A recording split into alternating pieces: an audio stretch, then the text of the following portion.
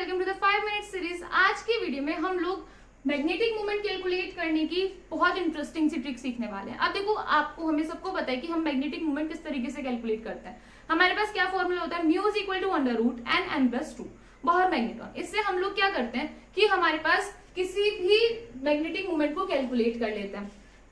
अब हमारे पास under root के अंदर कोई वैल्यू आई, हमारे पास 24, 36, 15 कोई भी वैल्यू है, हमारे पास उसके लिए भी ट्रिक होती है कि हम लोग किस तरीके से अंडर रूट के अंदर आई हुई वैल्यू को अंडर रूट से बाहर निकालेंगे, यानी कि हम लोग उसका किस तरीके से स्क्वायर रूट करेंगे।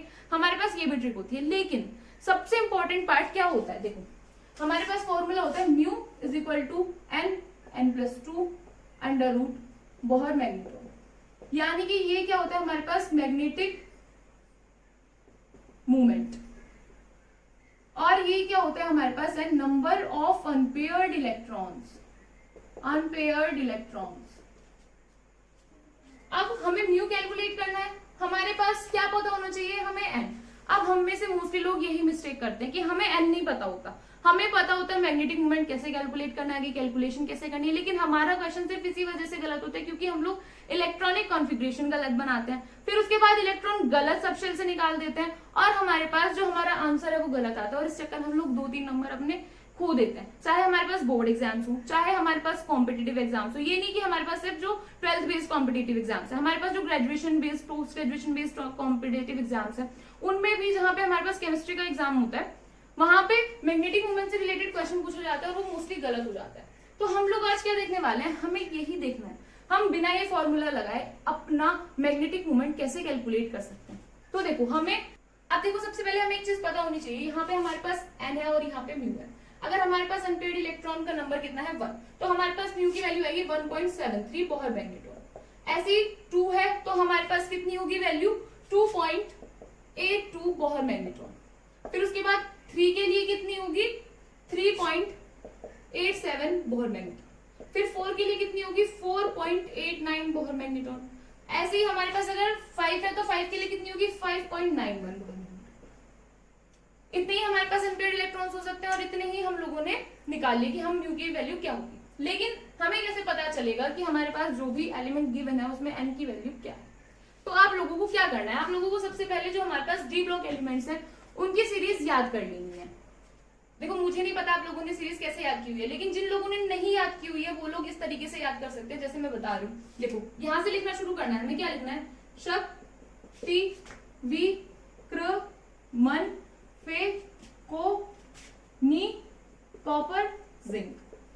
यहां से हमें नंबर डालना है 1 2 3 4 5 6 7 8 9 10। देखो मुझे आप लोगों को सिखाना है इसलिए मुझे लिखना पड़ रहा है, अदरवाइज आप लोग अपने हाथ पे कैसे कैलकुलेट करेंगे। यहां से शुरू करेंगे, शक्ति विक्र मन फे को नी कॉपर जिंक 10 फिनिश। ऐसे ही आप लोग याद कर सकते हैं इसकी सीरीज, शक्ति विक्र मन फे को नी कॉपर जिंक। अब आप लोगों को क्या करना है, अभी देखो हमें इस बात से कोई मतलब नहीं है कि हमारे पास यहाँ पे इलेक्ट्रॉनिक कॉन्फ़िगरेशन क्या होने वाली है, हमें सिर्फ इतना पता होना चाहिए कि इसमें 1 2 3 4 5 6 7 8 9 10 नंबर। अब हमारे पास अगर लेट्स सपोज Fe2 पॉजिटिव दे दिया तो हमें यहाँ पे कोई भी चेंज नहीं करना, यानी हमारे पास हमें इन्हें ऐसे ही काउंट करना है। यहाँ पे 1 2 3 4 5 6 7 8 9 10 इसी तरीके से काउंट करना है।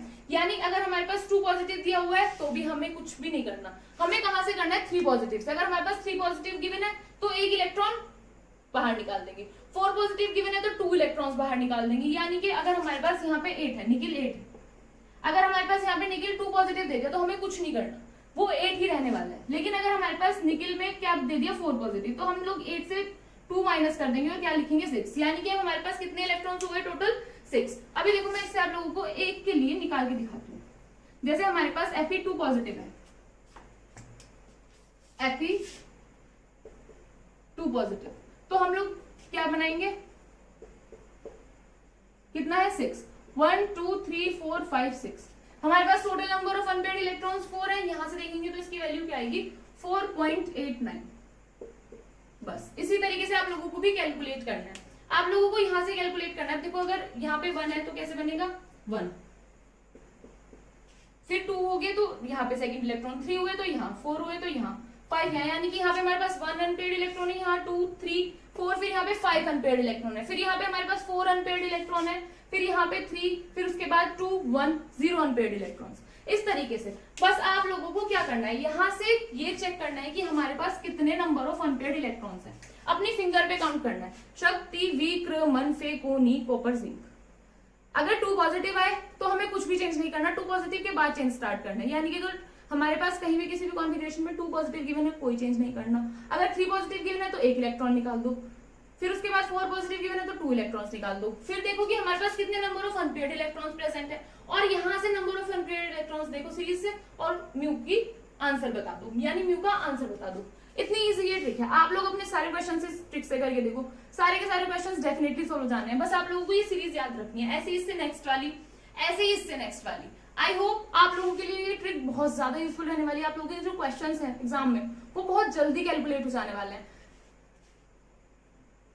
अभी आप लोग सिर्फ अपने सारे क्वेश्चंस करके देखो, अगर कोई क्वेश्चन नहीं होता है तो आप लोग मुझे कमेंट सेक्शन में कमेंट कर सकते हैं। Thank you so much for watching the video.